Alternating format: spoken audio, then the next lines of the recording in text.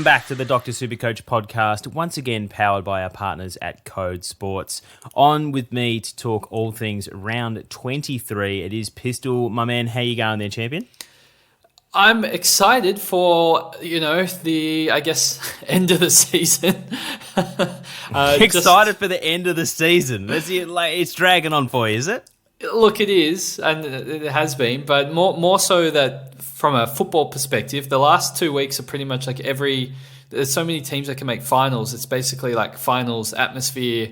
Every game is like an 8-point swing. It's huge. So that's what's really exciting. Supercoach is somewhat less exciting, but I guess still exciting for those that are in their finals. I can't say I'm in too many of them. Yeah. Speaking of 8-point games, you're going to see one this weekend in the Bombers and the Giants, mate. I'm glad you're watching it because I'm going to be behind the couch with my hands over my eyes. No, it should be a lot of fun. Cheezo, how did you go last week? Mate, no. Let's not breeze past this. I want to know. I want everyone to know the connections that my boy Pistol has in the AFL world. None. Just can't announce it on the podcast. That's for sure. All right, he's got secret inside free tickets, which is pretty cool. I went okay, Pistol. Nothing great, but I'm not falling off the face of the earth like I thought I would. 2268, which wasn't fantastic. Obviously, I had a round rank in the 30,000s, but I'm down to 1335. So the dream of a top 1K finish again is sort of fading as these premium injuries are starting to mount. But there's no donuts quite yet, Pistol. I've only got this week and next week to get through without having a donut, so we'll see how we go with that. How did you go? Around the same. I have 23-17. Funnily enough, Cheezo, I went up in rank 37 spots. My team continues to be the barometer for my rank. How are you going up in ranks 6 weeks after you run out of trades? You were losing ground while you were making trades, and you're slowly like 20 at a time going upwards. It's quite bizarre. I have barely moved. I've complained about it for most of the week. Since like round 6, I've changed like 600 spots. It's just my team just doesn't move. I'm in the same rank for the entire season. I thought I'd just fade away by now, given I'm holding Walsh and holding Dacos. And have terrible cover. Like I've got Marek on field this week. I figured and I don't have Sicily or Petrarca or Libba, which did help me. I don't have the top end premiums, and I don't have cover, and I didn't have 23 premiums, and I'm not falling in rank yet, which, touch wood, I can just chill for the next 2 weeks at this exact same rank. I at this stage, I'd take a 2K finish. But if I slip past 3K, I mean, I was expecting that for the whole second half of the season, but bit of a nothing season for me, unfortunately, but I'm glad that you're on the cusp of the top 1K, and hopefully you can get there. It's not going to happen, mate. Like, I'll put it into perspective for you. So started the year in 64,000 after round 1. By round 10, I made my first appearance in the top 2K at 1,042. And so since round 10, which is like multiple months ago, I've gone from 1042 to 1335. Like, I've literally, you want to talk about, like, in that time, my highest rank was 1,547, and my lowest rank was 844. Like, that's a really narrow slice of the Supercoach rankings to be in there for multiple months and not go up or down. Yeah.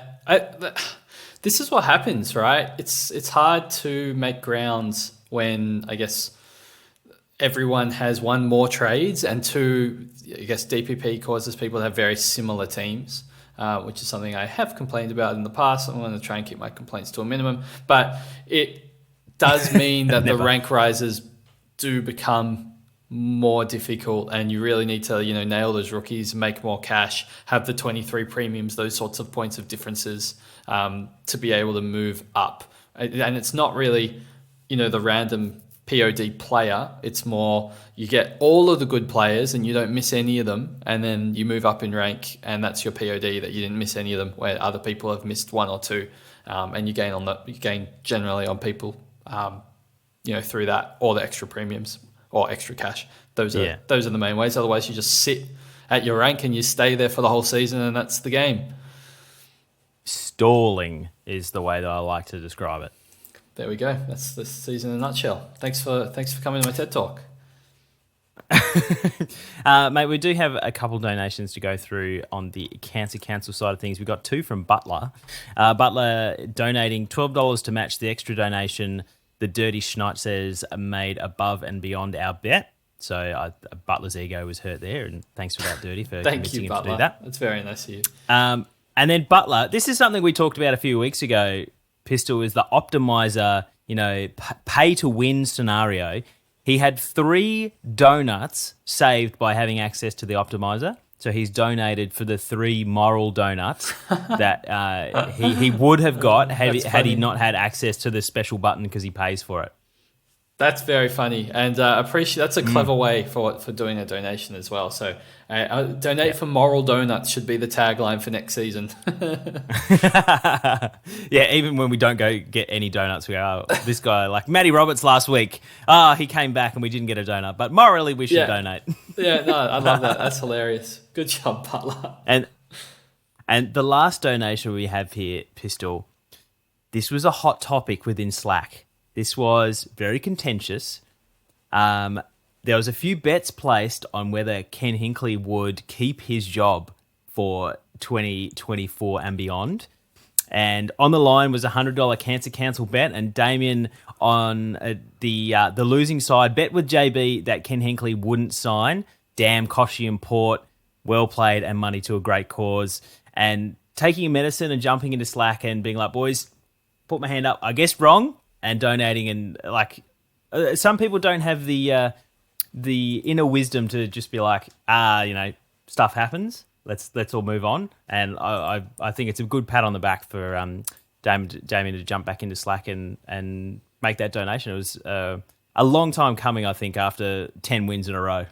Absolutely, it was. I think anyone who pays up their bets, no matter how ridiculous they may seem at the point in time. Sorry, Damien. I think they'd won like 6 or 7 in a row when that bet was made. So yeah, it was a little bizarre. But appreciate paying up, as you said, all for a fantastic cause to the Cancer Council. So I know they appreciate it. So please feel free to make as many more bets as you like, especially ones like that.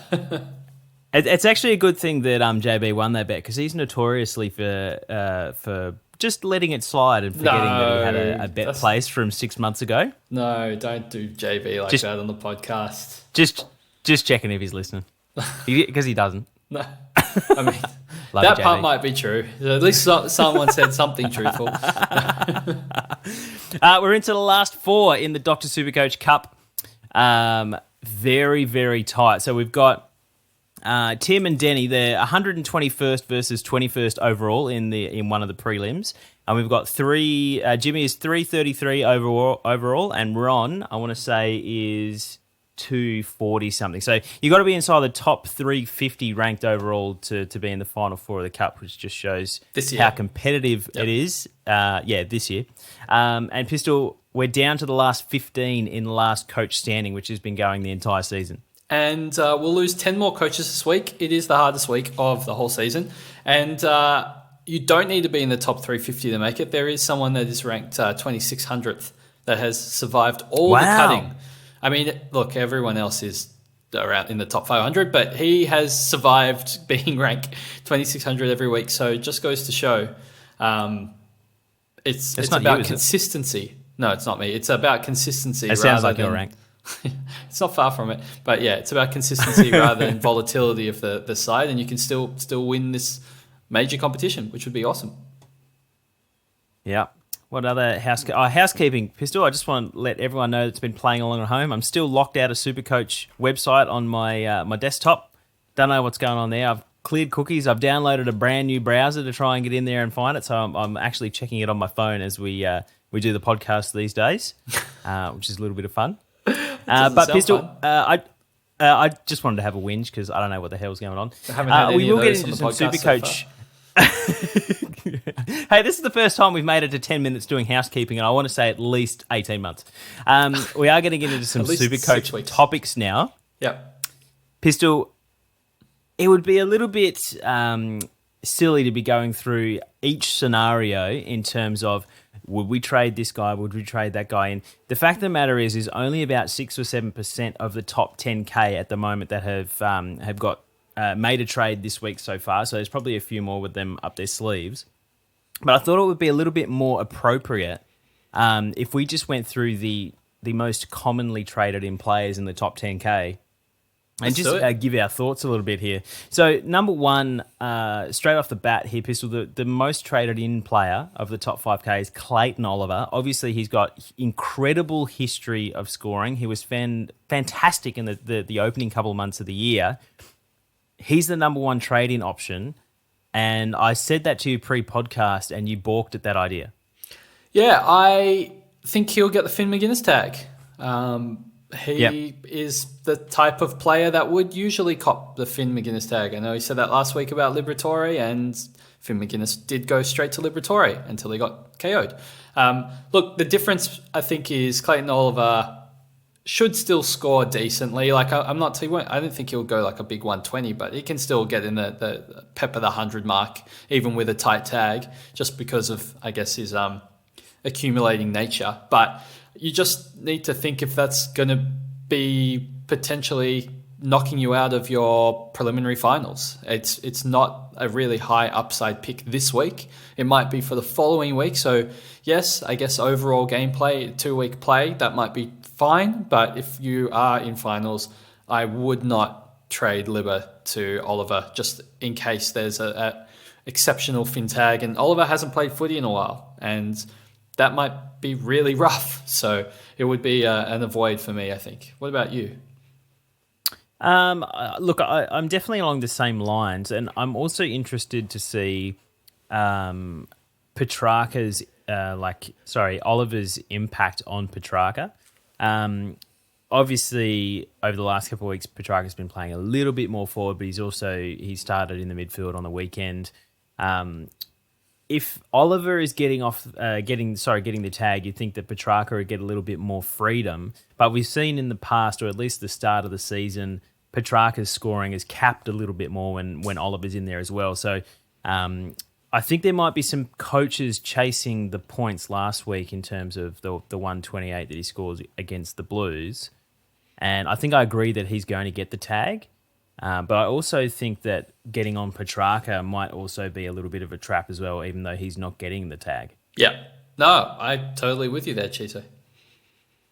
Can we at least point out that we were 50-50 right? Can we have a stalemate handshake agreement that you said that Libba was going to get the tag by Finn McGuinness, and I said he was going to go to a half back? And once Libba got KO'd, then he did go to a halfback instead of Bont. So we're sort of like, let's say 60-40 your way.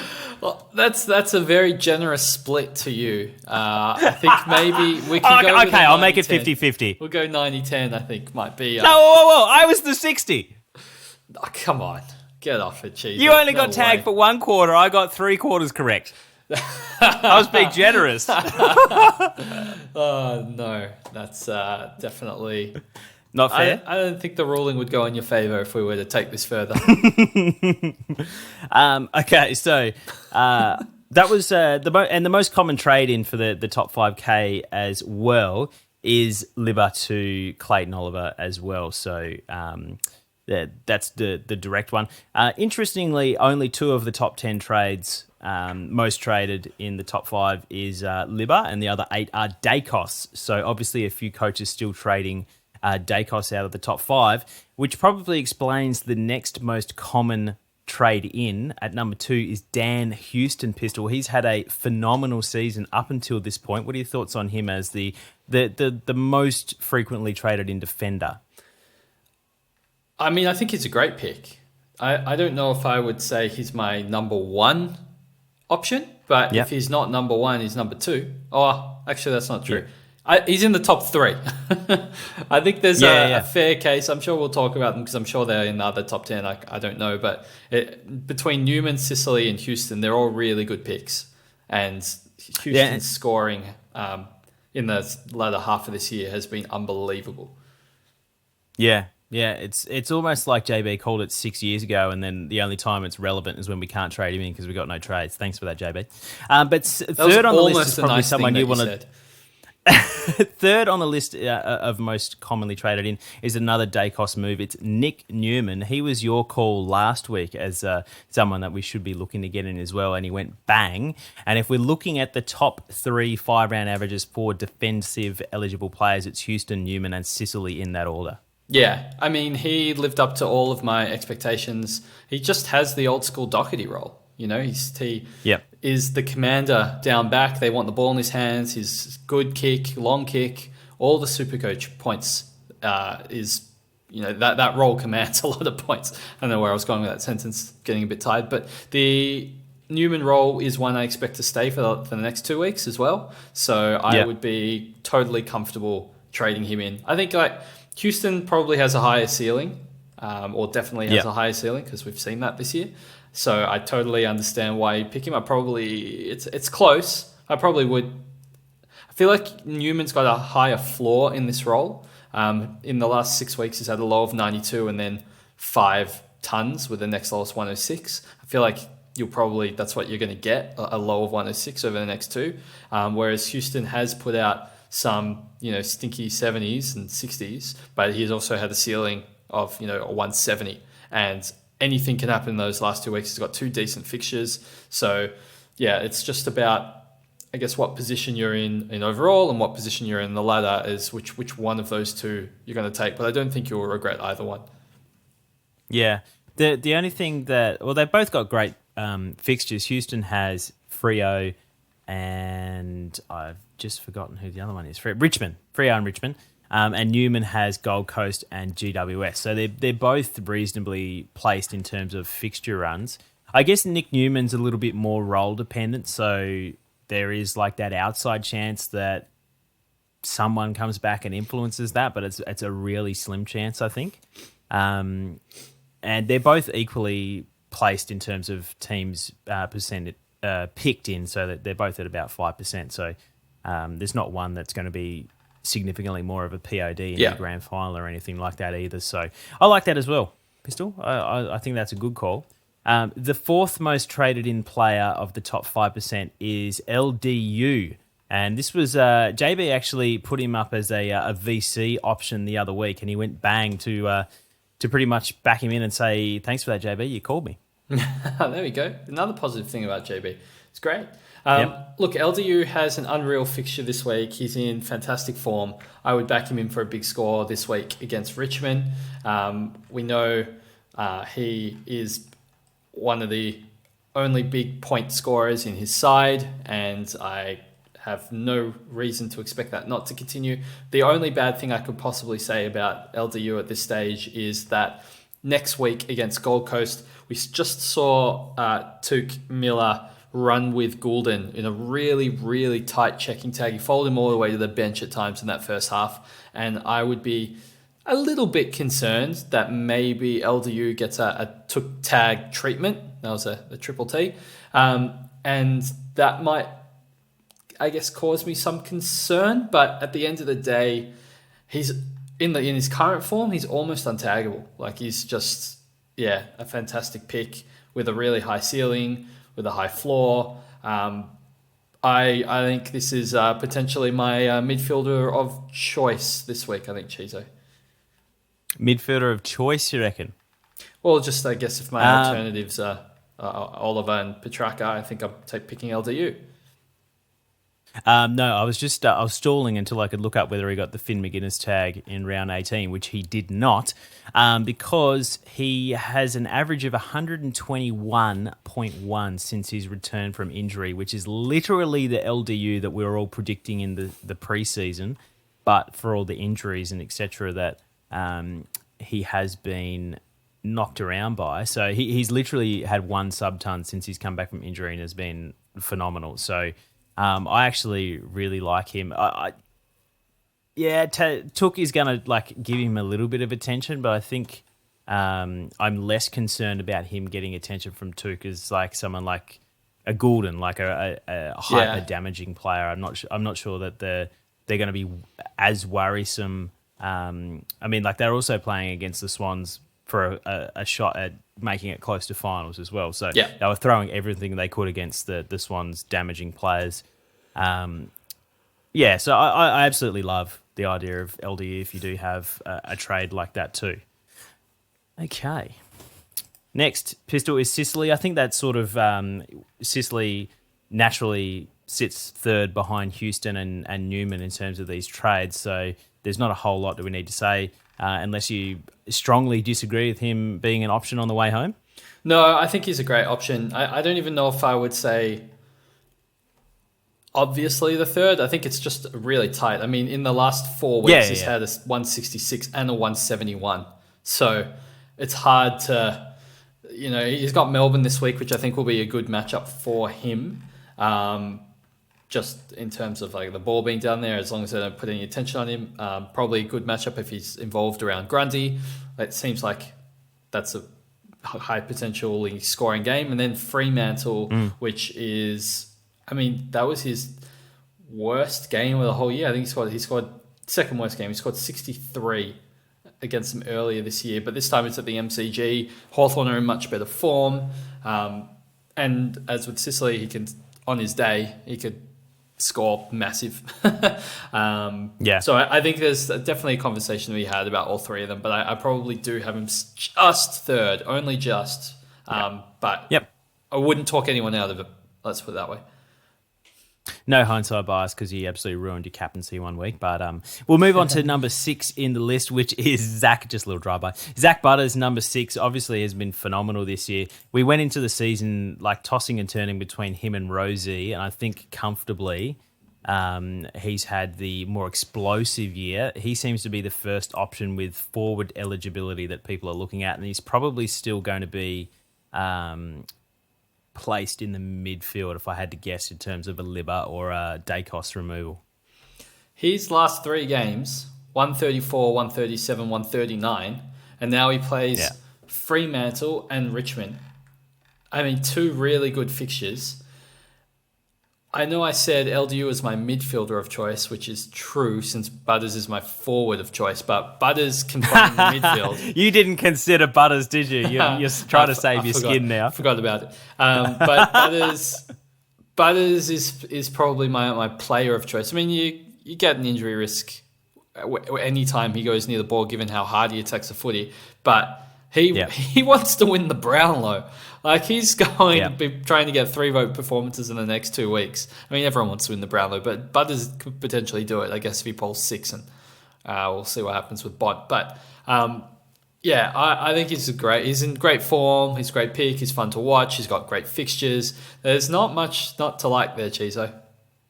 Yeah, and just to kind of reiterate, I think we were not necessarily singing praises of going Rosie over Butters, but by round 7, Butters was still only averaging 96, and he's currently coming into this week's game with 111 average, which is phenomenal for those that either picked him up on the run or started him. Like, he's shown full faith and become the player that we always had anticipated that he would become, which is, if you've got him or you're looking at getting him, obviously a good option.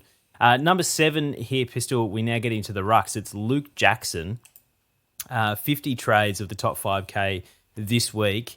Are we still comfortable that Jackson is like one of the better options? Like, I know that he's still playing that number 1 ruck role, but I just thought that people were getting a little ahead of themselves if they were thinking that the 170s would continue. But going 173 and 124, like, I'm working hard to try and find some negatives here, mate, because a lot of these guys are absolute top-notch options. Yeah, no, look, Luke Jackson has a great fixture this week as well against Port Adelaide with their ruck woes, so I would expect him to have another big game. But look, last week we said it was a better pick because you get to play West Coast and then you get to play Port, so you get 2 really good games before you come up against big Ned Reeves, which I expect will be a tougher, more restrictive matchup for Jackson. So he's not my number 1 forward option, probably number 2, but I still think he's a good option. Across these 2 weeks, you're probably still getting, a 115 odd average. So I think he's still a top pick this week. Yeah. My only concern is that Hawthorn have been a little bit restrictive over the course of the year for rucks here and there. So there's that to consider in round 24. But again, not hugely important. As we get into the bottom of the top 10 here, Pistol, we'll go through a little bit quicker. We got Luke Ryan at number 8. I think he's followed just outside the top 10 by Sinclair. Both of those guys are perfectly fine in terms of defensive options if you're unable to afford the likes of Sicily at 650 or Newman and Houston around the 600K. They're fine. I guess as you said, you'd only be doing it because you can't afford the better options. Correct. Yep. So yeah, nothing really more to add. Yep. And just to round out the top 10, we've got 2 mid 500K midfielders in Tom Green and Darcy Parish, 2 injury-affected season primos for us. For me personally this year, Pistol, is both Green and Parish. And look, I was planning on picking up Parish after he came back from his injury because I did expect he was going to have a fine into the year. Not like anything massive, but just that threat of injury lying over, like hanging over his head is what scared me away. He doesn't really look like at the moment being like a 150 ceiling guy. Kind of just looks like a consistent 115 sort of player. Yeah. And it's interesting. Yeah. Is it? Do you think there's a reason, or it's just the way your midfield is now spread down at the Dons? Yes. They just have more options than they did before. Yeah.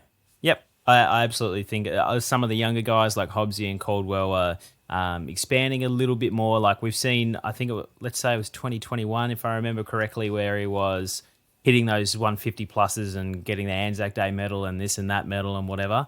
Whereas this year he's got a 124, a bunch in the teens and low tons, a 131, 126, and a 122. He just doesn't have that ceiling like this year, like we've seen in previous years. And with that injury history on top, like if you've got enough cash to go a little bit higher than Parish is probably what I'd be trying to get to if I could. As much as I love the guy and want him to have my babies, I'm not sure if I'd be bringing him back in again.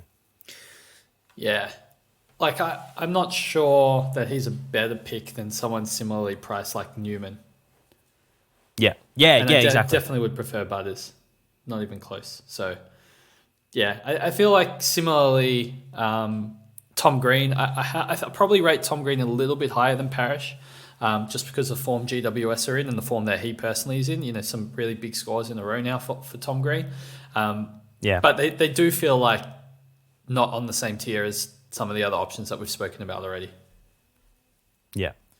Pistol, that's rounding out the top 10 of the most commonly traded in premiums for the injured guys of the top 10K coaches.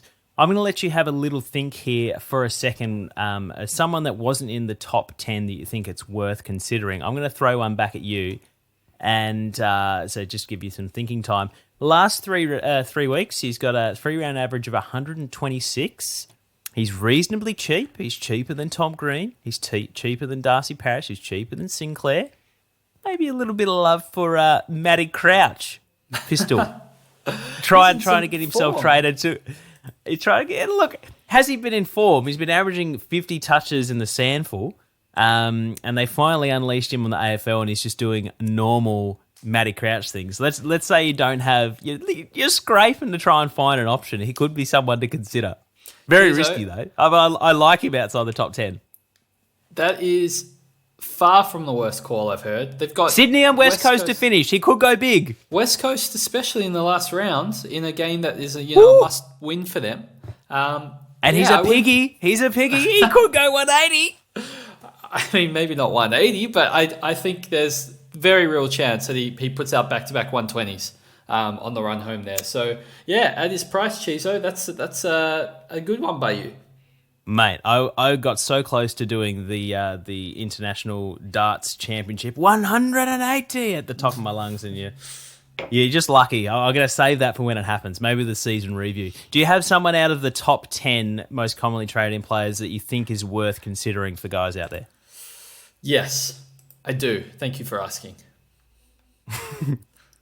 Who would it be? A little. I just needed a little bit of a build up. I think, Mate, if you I want to gave take you a 2 flyer- minutes. I stalled. I was still looking. But yeah, I think if you want to, if you're running much lower on cash, so let's say sub 500, or trying to bank cash, you want to do an upgrade. I don't know what your situation is, man, but you just listen. This is the sneaky one. Sub 500. I gotcha.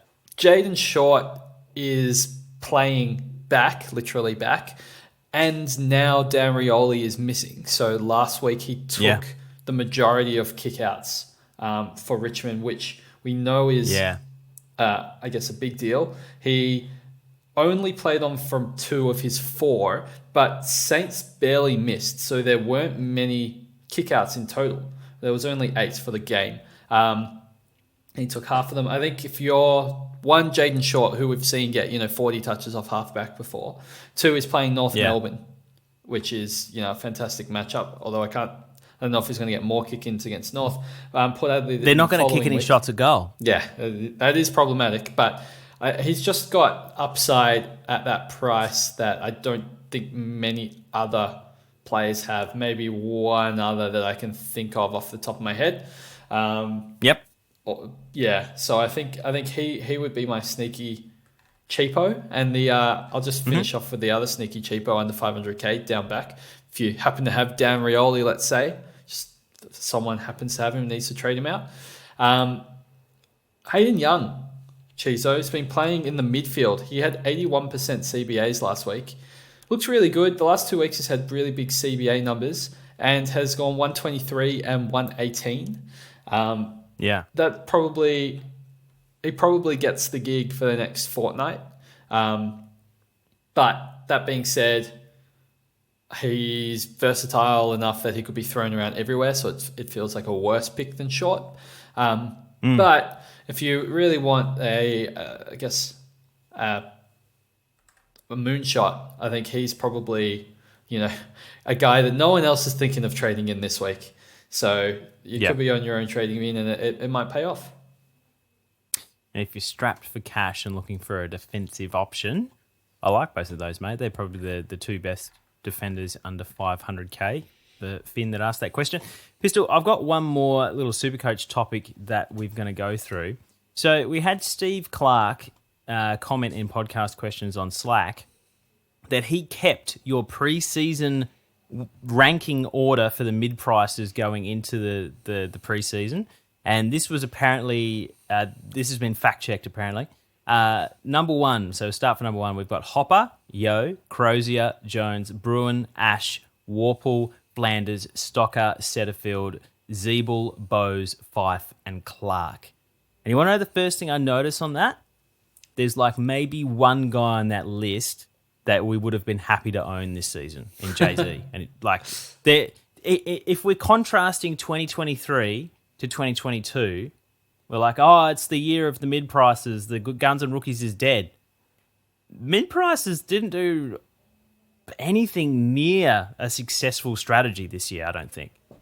Yeah, it was awful. I mean, the list is a great reminder. Really awful. Like, it's a really good reminder of just like how hit and miss mid-prices are. I mean, I look at that list and like maybe Hopper gets a pass, but we know he got injured at an awkward time. Annoying time. Definitely Warple would get a pass, but you'd have to still hold him onto him long, and he was slow to make cash. I think Stocker, who I did own, was a great pick, so that one's a tick. Setterfield, I started with and made lots of money if you started with him. Didn't make lots of money if you traded him in after his first price rise. He would have trapped a lot of people. Yeah, and then got injured and still hasn't returned. And Jay-Z, we know, was really good until he wasn't. So it's not pretty. Like, we got, from this entire list, you got 0 keepers. It really makes you think. Yeah, it makes you think about, the previous year we were like, well, all the mid-prices were awesome. Let's get them all. And this year we got a bunch of them, and it was quite awful. Like, it just didn't really work out. The preseason predictions, I mean, I assume that was for the discussion topic rather than the order. I don't know exactly how close to the season starting this list was made in order, especially because I started Stocker and Setterfield, who are like in the bottom 2/3 of this list. So Yeah. my opinion clearly changed closer to lockout on some of them, but I think the overarching theme is that it's really hard to predict mid-price or breakouts. Like even in quotation marks, like the obvious ones aren't always good and always obvious. And also there's clearly a lot more risk than we gave, I guess, that we thought there would be in selecting them at the beginning of the season, because most of us loaded up and they were all bad. But geez, I'll put a little asterisk next to the conversation, because if you remember at the beginning of the year, it wasn't entirely, well, it actually was, but I'll come back to it. It wasn't entirely viable at round one to go full guns and rookies because there weren't enough rookies that were playing. Yeah, so you correct. had to split a premium into two mid prices. So you're forced to take two and hope that they weren't terrible. And that's kind of where we were at, where we're just like, look, we can't quite get all of the premiums. I know we want to, but let's just drop off our least preferred one, and then get mid prices to fill it out. It ends up being okay if you end up starting people like Chandler and playing him on field, and that worked out. But it's not something I would recommend. And even if I was like looking back in the season, I would never have done that. Like there's just no way I'd recommend to anyone to have started Chandler as your F6 and build your team around that. Yeah, correct. And I don't think it's a lesson learned. Like, oh yeah, we should be putting rookies that we're not sure about their job security and scoring potential and be playing them all on field and everything will turn out all right. I don't know if that's the right lesson. You can only play with, the playing players are the name. So it's not a super straightforward comparison of like, were mid prices good or bad? I don't think the answer is not as well defined as you may think just by hearing the question or reading it on paper. Yeah, no, I agree. I think when the second thing that I pick up when I'm looking at this list, the ones that you would call quote unquote successful were not necessarily the guys like Setterfield that were like averaging 100 for a period of time. Warple was like a best 22 locked into that midfield type player, and he's only averaging 91 at the end of round 22, so it hasn't been great, but that return has been far and away better than a lot of this list. The same sort of goes for Lockie Ash and Stocker in terms of having the job security, not averaging the crazy numbers to like make a huge amount of cash, but you're not forced to play that rookie on field like you're talking about. You're picking someone that has upside and job security rather than trying to like Jay-Z going from like 300K to 600K again, like he did a couple of years previously. Like there's no one other than that really stands out from this mid-pricer list that even borderline became capable at any stage during the season. And the ones that have failed that are on this list were the ones like Flanders who we were querying the job security. The same goes for like Tanner Bruin, and then the injury histories to Yo, Fife, Clark, etc. proved to be exactly what we have always said, that injury history is a thing that you need to take into consideration. It's sometimes you can get a little bit too clever for yourself, and I was definitely like that in the preseason. And this is almost, I don't want to say it's a definitive proof of anything, because it's just all it is a couple of data points. But I definitely think that I overcorrected based on last year, where I played a high amount of trades, but I played the low amount of trades way. And then this season I played very much like AFL Fantasy and just said, my trades are infinite, just bang, bang, bang, bang, bang. And all I did was trade from one problem to another problem with a bunch of these guys. So a few interesting takeaways there for me, that hopefully having those two years that are basically like polar opposites back to back in terms of our mid prices with this new format that we have, I think is going to hold us in good stead for 2024. Yeah, I find that really interesting what you said. Like the more proven commodities were the ones that seemingly were more successful. It wasn't the like young breakout players. I guess Owens Yeah. isn't on the list because we weren't thinking about him in the preseason, who was like a breakaway player that's done well, but he's fallen off lately anyway. But it's the guys that were known commodities who had already previously scored well in the past, either who are old and injury prone or young and injury prone. They were the guys that were more successful for the most part than the young and up and coming guys who nearly all flopped. But when I go through, I guess, the risks associated with the mid prices, which was a big talking point in the preseason, it was like all about your risk tolerance. If I go through them one by one, which I might just do for fun, Cheezo, very, very quickly. Yeah, do it. Nearly all of the risks, I guess we'll say, came off in the worst way. Like they were risky and then flopped because of that specific risk that we knew about in advance. Hopper is injury prone and he got injured. Yo is injury prone and he got injured. Crozia had these bad health risks and then also job security risks and then wasn't picked for round one. So that's problematic. Jones being old, not playing for multiple years, we're worried about his scoring potential or his injury risk, and he was injured and scoring potential was problematic. Bruin, we were worried about him if he was going to be best 22 or not. And then, that was the risk, and then he wasn't. Ash probably gets a pass. Warple will get a pass. Flanders, we were worried about his role in the side. His role in the side was bad, and then he was dropped. Stocker was a pass. Setterfield, look, I'll probably give Setterfield a pass because we weren't picking because of injury risk. We're picking him because of his role, and it was worrying what role he'd have. But his role was good, so that he probably gets a pass. I think that's an unlucky injury. Jay-Z, people didn't want to pick him because of injury risk, and he was suffering and became the sub, being old man risk.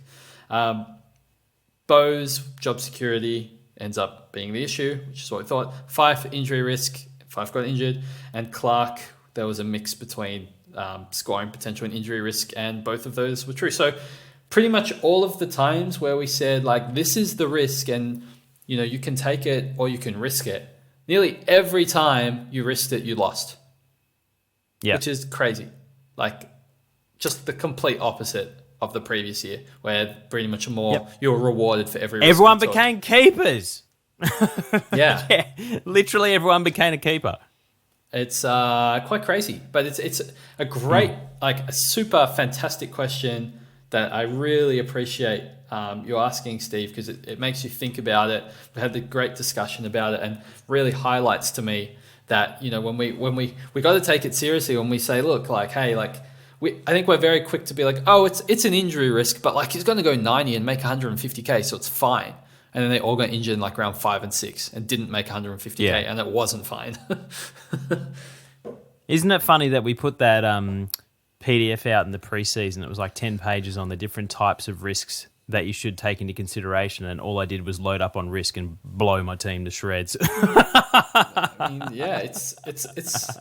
It's very interesting, and I will definitely be thinking about this when I'm choosing my team going into round 1 next year, I think. Mm-hmm. Absolutely. Mate, the last talking topic that we do have here, it's just something that you wanted to make people aware of, is that VC loopholing this week is actually going to be quite difficult, and that has taken... it's in full show on JB's round 23 captaincy video over on YouTube, with a few questioning why Laird was his preferred VC over the likes of Marshall. And it's literally because there's going to be coaches out there that just don't have a loopholing potential option. Because Madden and stuff play earlier than Marshall and English, so you can't even do the two rucks into each other. Or Laird. Can't even do him. Yeah. So pretty much my entire bench being, Banks, Constable, useless. Dacos, Walsh, Wardlaw, Roberts, Drury. Outside of Roberts, who plays on Saturday night, everybody plays in the first 3 games. So I'm forced to pick my VC pretty much on the Friday night. So I don't have any choices for my VC, which I only noticed tonight. So that's unfortunate, and I think it might catch some other people out that some VCs sound great this week, and I'd love to do Laird or Royal Marshall, but I can't. So there's that. Just wanted to make people aware. Yeah.